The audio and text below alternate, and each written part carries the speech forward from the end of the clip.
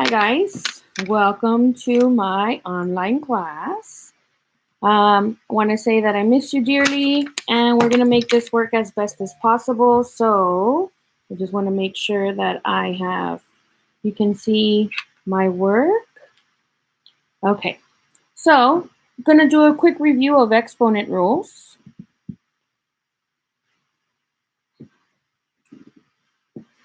Okay, remember that with exponent rules, we always start with some funky names. Remember, these are the funky names, but know that I started these names so that you understood what the rule was saying. So the first one we're going to start with is called multiplied. Remember that this adds multiplication and add together. But before we do that, I do want to make sure that I gain your trust in something. So I'm going to work with some basic numbers. So we recognize that 2 to the 1 power is 2. 2 to the second power is 4. 2 to the third power is not 6, everybody. It is 8. So why is this? This is 2 ones. This means that 2 squared is 4 because it's 2 multiplied to itself twice. 2 to the third power is 8 because it's not adding by 3 times.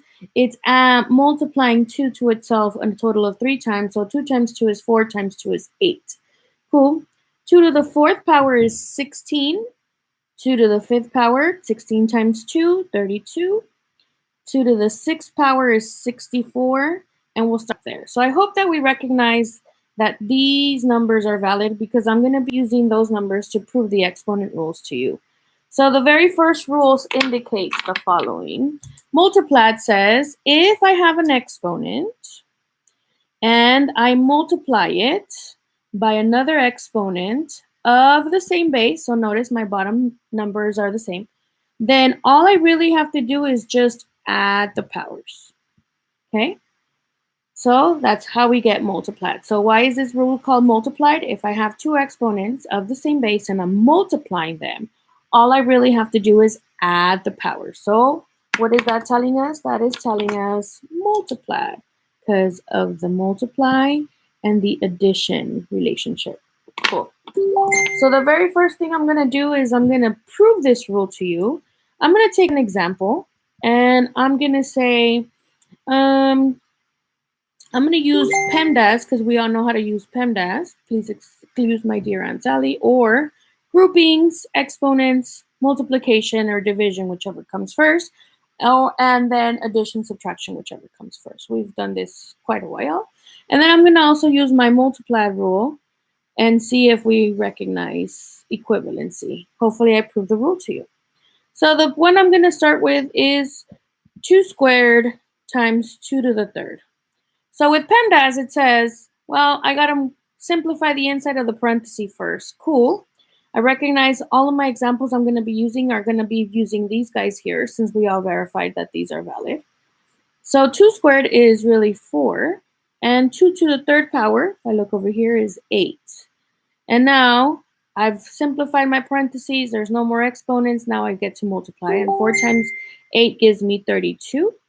So now I'm going to see if my rule allows me for the same thing. So I have 2 squared times 2 to the third power. Do I have a value of the same base? Yes, the big 2 on the bottom, that says the same base. So now I'm going to, since I'm multiplying, hence the parentheses, I'm going to now simply add the powers, and I'm seeing what's that going to give me. So by adding the powers, 2 plus 3 gives me 2 to the fifth. And if I look over here, 2 to the fifth gives me 32. Did I prove the rule to you? I hope I did. Moving on, I'm going to move this a little bit up just so I can have some more space. The next one I'm going to have is div tract. And I hope that you recognize that div tract also combines two words. I hope you recognize that that's division and subtraction. So the rule says, if I have an exponent and I'm dividing by an exponent of the same base, hence again, bottom number is the same, then all I really have to do is just subtract the powers. So if I have an exponent and I'm dividing by another exponent of the same base, all I really have to do is just subtract the powers. So we're going to go ahead and prove this, hopefully, with another example. And of course, I'm going to go with good old PEMDAS first, and then I'm going to see if DiffTract works as well. If it does, I hope that I've convinced you to also use DiffTract. Exponent analysis is going to be very much present in a lot of our concepts, so we need to make sure that we are using these tools as well. So I'm going to say I have 2 to the 6 divided by 2 to the 3rd. So again, first I have to choose parentheses. There's something in the parentheses that needs to be simplified because there's an exponent there. So we recognize that 2 to the 6. If I look over here, and I wrote a 2 over here. There we go. 2 to the 6. 2 to the 6 is 64. So instead of writing 2 to the 6, I'm going to write the 64. Looking over here, 2 to the 3rd gives me 8. And if I know 64 divided by 8 gives me 8. So that's going to be my answer here. Now I'm going to see if DiffTract also renders the same thing. So I have 2 to the 6 divided by 2 to the 3rd. Am I dividing two exponents of the same base? Is that big number same? Of course. So now, because it is the same base, I can go ahead and proceed to just say, you take that base and all you do is subtract the powers. So 6 minus 3 gives me 2 to the 3. Going back to my listen here, 2 to the 3rd gives me 8. And, I have the same results. So I hope I proved multiplied and DiffTract for you. Here are the rules again. So if I multiply or multiply two exponents of the same base, all I have to do is add the powers. If I'm dividing, that's multiplied. So now DiffTract. If I'm dividing two exponents of the same base, all I have to do is subtract the powers. Cool. Moving on. Let you have that. You can just pause the video here. Beauty of this is, if you want to review it, just go back and hit pause, or I will have this uploaded and saved as a video for us as well. My next rule, moving on, is parentiply. So parentiply, the two words that are being combined here are parentheses and multiply. And so what this means is if I have an exponent, sorry. There we go. Sorry, guys. I'm new to this online stuff, so bear with me. Parentiply means if I have an exponent and I choose to raise that exponent to an additional power, all I have to do is just multiply the powers, hence the word parentiply. So again, as always, I'm going to go ahead and prove this to you using good old PEMDAS. I'm going to go ahead, since this is a new sheet, I'm going to go ahead and rewrite our trusted values that we've been using. So this is how I'm bringing those values into proof. So 2 to the 4th is 16, 2 to the 5th is 32, 2 to the 6th is 64. So again, PEMDAS. And this time I'm going to take 2 cubed and I'm going to square it. So, as always, PEMDAS says, simplify the inside first. The inside has a 2 cubed, which I can simplify to 8. So that's going to give me 8 squared. And then I have exponents still that I need to simplify. 8 squared gives me 64. So now I'm going to go to parentiply, the parentiply way. So I recognize that if I have 2 cubed squared, I see that I have this parenthesis and then there's powers here. All I have to do is multiply those powers. Well, 3 times 2 does give me 6. So 2 to the 6th power, going back to my little trusted value here, 2 to the 6th is 64. Did I get the same answer? Hope I can say yes. And that's my next one. Now I'm going to use one of the rules I already taught you to prove my next rule. I don't have a funky name for this one, so you know, multiplied, you can understand multiplication and addition. DiffTract showed you division and subtraction. Parentiply showed you parentheses and multiply. So the next rule doesn't really have something, but I call this the Zerone rule because it has some type of connection. So Zerone, if you can see that it's funky.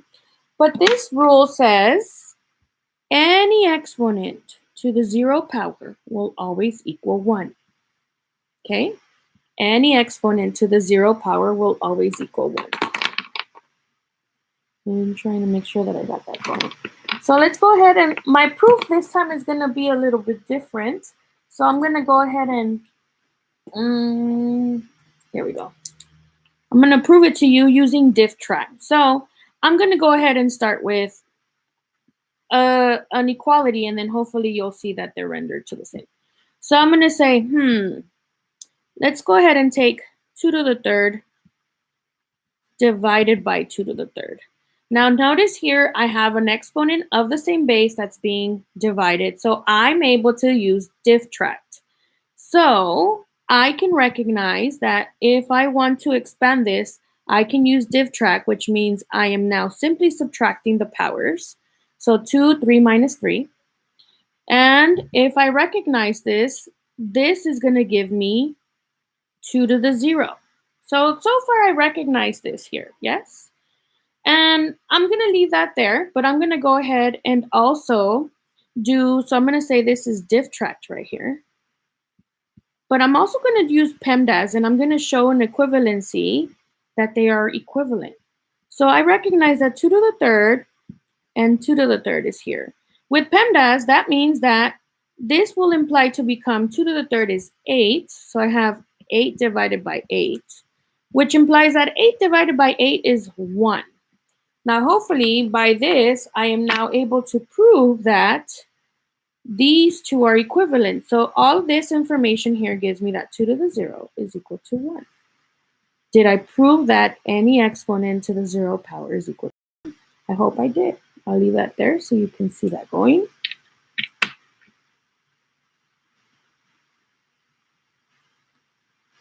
Moving on.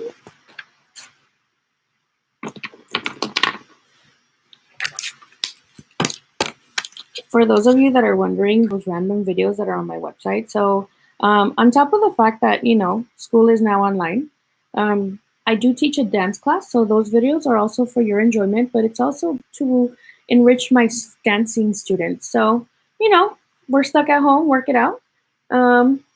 Enjoy. I love dance. It's therapy. So something fun also to do aside with math. So moving on to my next rule. So far we have multiplied, we have diff tract, we have parentiply, we have 0, 1, right? And now the next one is called the posiflip. Posiflip. And what this rule says, if I have an exponent, but this exponent has a negative power, then if I want to take it and turn it into a positive power, I have to flip it, which means I have to take its reciprocal. So it's going to turn to this. So I have two versions. I can have that, or I can also have, if I have 1 over a to the negative m, then this means I can, if I have a negative exponent and I want to turn it into a positive power, so the negative, the power is negative here.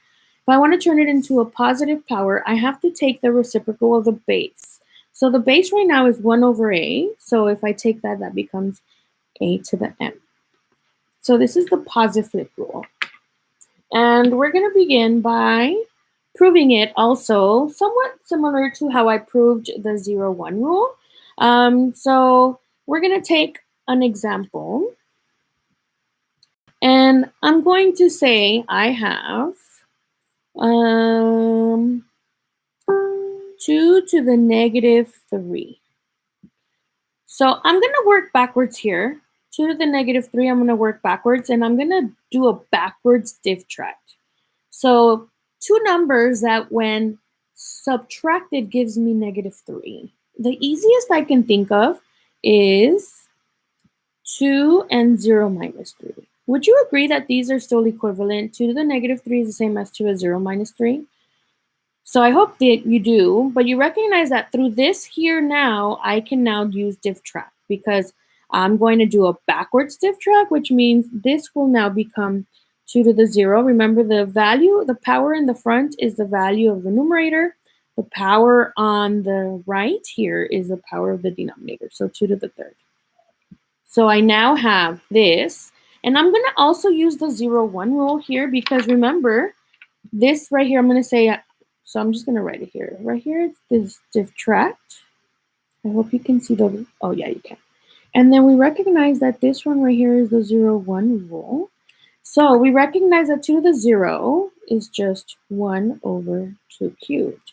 So notice that now I have an exponent of negative power that turned into the reciprocal, but to its positive component. So I hope you can see that there. So this is called the positive flip rule. And this is really good because now I'm going to also be explaining exponential functions. We recognize that these two are equivalent because they'll render the same inputs and outputs, so hopefully. And then the next rule I have is called the extribute rule. But notice how I spell it.